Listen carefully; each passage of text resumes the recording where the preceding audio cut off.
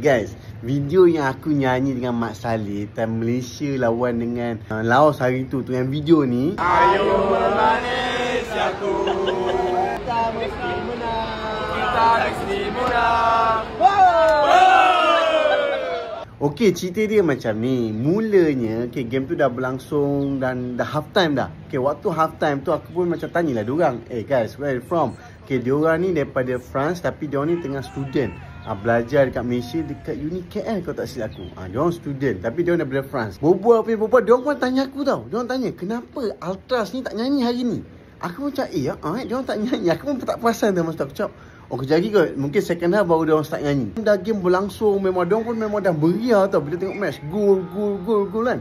Sampai masa diorang tanya aku, tengah menang macam ni, sepatutnya korang nyanyi lagu apa? Cuba ajar kita orang. Aku dah macam, satu kerja pula aku nak kena ajar. Aku pun fikir aku pun ajarlah lagu yang aku tengah nyanyi tu. So, aku dah ajar diorang, bukan aku tiba-tiba nak ajar tau. Tapi diorang ni memang ada passion dekat football. Diorang start tanya gimana lagi tim bola yang meriah, yang best. Dan diorang tak sabar nak tengok Malaysia lawan dengan Nepal November nanti. So untuk lawan match Nepal nanti, memang kita orang dah tubuhkan kita orang punya Ultras ni.